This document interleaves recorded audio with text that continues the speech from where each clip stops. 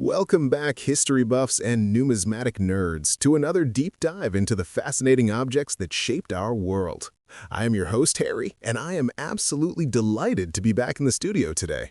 Hello, everyone. I am Kimmy, and I am equally thrilled to be here. Today, we have a topic that seamlessly blends art, economics, military history, and a touch of translation comedy. We are talking about the Yuan Shikai coinage, which dominated the Republic of China for decades. It really is a remarkable story, Kimmy. For those who might not know, Yuan Shikai was a major Chinese military leader and president during the early 20th century. Beginning in 1914, his face was minted on silver coins across the Republic of China. The goal was pretty ambitious, to replace the chaotic mix of previous imperial coinage and various foreign silver coins that were circulating in China at the time. And it was not a small run. We're talking about an astronomical production scale. More than 1 billion of these coins were minted over the years.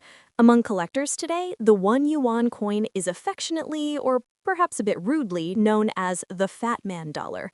This actually comes from a mistranslation of its Chinese nickname, Yuan Dato, which literally means big head Yuan Shikai dollars. The translation somehow morphed into Fatman and the moniker stuck. That is such a fantastic piece of trivia. Before we get into the infamous big head, let us set the stage. Why did China need this new currency in the first place? If we rewind to the 19th century, foreign silver coins were practically running the Chinese economy. Spanish dollars and later Mexican pesos were the main forms of silver currency. In 1889, Liangguang Viceroy Zhang Zidong authorized domestic silver yuan coins, known as dragon dollars, to compete with the foreign influx. Exactly, Harry. Those dragon dollars were the very first machine-made silver coins minted on a mass scale in China, starting down in Guangdong. But unfortunately, they failed to outcompete the trusted foreign silver. It kicked off decades of economic debate. Politicians and bankers argued over silver versus gold standards and whether the currency should be based on the yuan or the traditional tael weights. It wasn't until 1910 that the national government officially adopted the silver yuan as the base unit of currency. Then came the 1911 revolution, which collapsed the Qing dynasty. By 1913, the new Beiyang government reaffirmed the yuan. But the central mint in Tianjin had been wrecked during the revolution. They had to rely on existing stockpiles of dragon dollars. By early 1914, the Ministry of Finance finally reopened the Tianjin mint. They passed the Legal Tender Act, which strictly mandated domestic silver coinage to kick out the foreign money once and for all. It also standardized the weight and composition. Which brings us to the design process, and this is where the story gets really amusing. The central government decided the new coin should feature the current president, Yuan Shikai. They tasked Luigi Giorgi, the chief engraver of the Tianjin Mint, with designing it. There was just one tiny problem. Giorgi had never actually seen the president in person. Right. He was just working off some photographs. So Giorgi produces this commemorative pattern design featuring a front-facing bust of Yuan Shikai wearing a very elaborate military uniform and a plumed hat. Giorgi proudly presents this prototype to Yuan, expecting praise. Instead, Yuan takes one look at it and is deeply offended. He thought the portrait was totally inaccurate and highly unflattering. I can only imagine that awkward meeting. So Giorgi had to go back to the drawing board. He was granted permission to produce another design, which became the final standard issue. This one featured a profile view of Yuan facing left, wearing a military uniform and a crew cut, ditching the plumed hat entirely. On the reverse, the coin prominently displays its value of 1 yuan, surrounded by a wreath of grain, likely barley. The physical specifications of this new coin were quite precise, well, at least on paper. It was 39 millimeters in diameter and 2.66 millimeters thick with a milled edge. The official weight was set at 72 kandarine, which equaled about 26.8 grams. The initial plan was to have a fineness of 90% pure silver. However, theory and practice rarely align perfectly in economics. To make these new coins, the mints had to melt down large amounts of provincially minted imperial silver dollars. Those older coins were notoriously lower in quality and purity. Because of this massive recycling effort, the government had to quietly reduce the official fineness of the new Yuan Shikai dollar to 89%. They also planned for smaller denominations. 50-cent, 20-cent, and 10-cent pieces were approved, featuring the same portrait but struck at a lower silver fineness of 70%. Interestingly, they also tried to introduce cupro-nickel 5-cent coins, but the Chinese public was highly suspicious of nickel currency, considering it untrustworthy, so those never made it into regular circulation. And let us not forget the gold coins. In 1919, Finance Minister Cao Rulin toyed with the idea of a standardized gold currency. The Tianjin Mint actually produced $10 and $20 gold coins, featuring a modified version of the Yuan Shikai design. But the program was scrapped. The coins never circulated, and they were immediately gobbled up by private collectors. Now, let us talk about the man himself. Yuan Shikai died on June 6, 1916. Before his death, he had made a highly controversial and deeply unpopular attempt to declare himself the Hongshan Emperor. You would think that after he died in disgrace, the public would want his face off their money immediately. You really would think so, but the sheer ubiquity and high quality of the Fatman dollars made them indispensable. The design outlived the man by decades. But this is where the dates on the coins get incredibly confusing. Originally, the coins were dated year 3 of the Republic, which corresponds to 1914. For the first 5 years of production, every single coin was stamped year 3, regardless of when it was actually struck. It was a total chronological free-for-all. Starting in 1920, mints began using new dates like year 8, year 9, or year 10, but they did not use them to mark the actual year of production.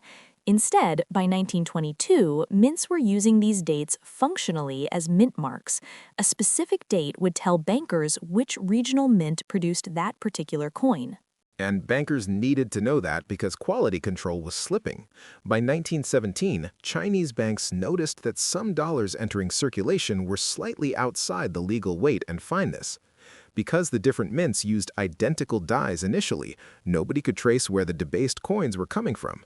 It caused a huge headache for the Ministry of Finance, but the growing chaos of the warlord era meant there was very little oversight. That warlord chaos led to some wild production runs. In 1924, the King Mint in Anhui started churning out millions of significantly debased year 8 coins, with fineness dropping as low as 74%. They flooded the market with over 1 million of these in just a few months, stopped reporting their numbers to the National Ministry, and eventually got shut down in 1926. Despite these regional shenanigans, the Yuan Shikai dollar was an undeniable economic juggernaut. By 1915, the prominent Shanghai Native Bankers Association dropped the old imperial dollars and started using the yuan dollar for foreign exchange rates.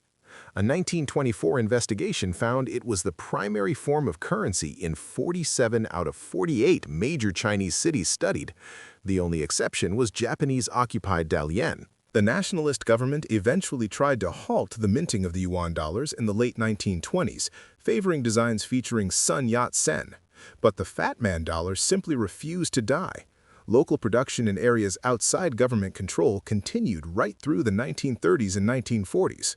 For example, warlord Fang Yuxiang minted over 5 million of them in Gansu province, originally stamping the province's name right next to Yuan's portrait. One of my absolute favorite lesser-known facts is what the communist forces did during the mid-1930s. The Chinese Soviet Republic needed currency, so they minted their own Yuan Shikai dollars. Their dies were so crudely produced that the coins looked like obvious forgeries, but ironically, they actually contained a relatively high silver content. In North Hainan, local communists took it a step further. They hammered the Yuan Shikai coins flat and then stamped Marxist designs onto them, including the face of Karl Marx himself. Imagine finding a silver dollar with Karl Marx counterstamped over a Chinese warlord. That is a numismatist's dream. The story takes another dramatic turn in 1935, when China abruptly abandoned the silver standard altogether. Paper currency took over and regional production of the silver dollar finally halted, but it was only a temporary pause. Right, because hyperinflation reared its ugly head during the Chinese Civil War in 1948 and 1949. Paper money became completely worthless. In a desperate attempt to stabilize the economy, mints in the southern and western provinces dusted off the old dies and started striking Yuan Shikai silver dollars all over again. The Canton Mint produced a chaotic mix of coins, even creating mules, which are errors where a coin has sides from completely different designs. The nationalist government was so desperate for hard currency that they even reached out to the United Kingdom. The Birmingham Mint actually engraved dies for 8th-year Yuan Shikai dollars in 1949 and created several test strikes. You can still find known examples with the date 1949 written on them in pencil. But the communist victory happened before any foreign mass production could begin. You would assume the communist victory in 1949 would be the definitive end for a coin featuring a Beiyang warlord, but the Fatman dollar had one last incredible chapter. In the early 1950s, the newly founded People's Republic of China occupied Tibet. They contracted local laborers to build roads and infrastructure, but the Tibetan locals completely rejected the new renminbi. They demanded hard silver. The communist government quickly ran out of their existing stockpiles. So what did they do? They gathered vast amounts of silver jewelry from across the country, melted it all down, and sent it to the Chengdu and Shenyang mints. Between 1951 and 1954, they minted tens, possibly hundreds of millions of brand new Year 3 Yuan Shikai dollars just to pay workers in Tibet and rural southwestern China. It is astonishing. A communist government melting down jewelry in the 1950s to mint the face of a 1910s warlord just to build roads in Tibet. Those 1950s restrikes were actually of very high purity, around 87% silver. They were finally, officially withdrawn from circulation after 1954. All told, an estimated 1.1 billion of these coins were produced officially, not even counting the local warlord issues and counterfeits. Speaking of counterfeits, today the Yuan Shikai dollar is incredibly popular among coin collectors. Because they were over 1 billion made, they are relatively inexpensive compared to other Chinese silver coins of the era. However, they are also among the most frequently counterfeited Chinese coins in the world. Collectors have to be incredibly careful when hunting for a genuine Fatman dollar. It truly is a coin that witnessed the fall of an empire, the rise of warlords, civil wars, hyperinflation, and the birth of a new republic. A massive billion-coin legacy for a portrait that the subject himself originally hated. Thank you all for joining us on this wild historical ride today. This episode is based on the Wikipedia article Yuan Shikai Coinage, which is available under the Creative Commons Attribution Share-alike license. This podcast was crafted using artificial intelligence.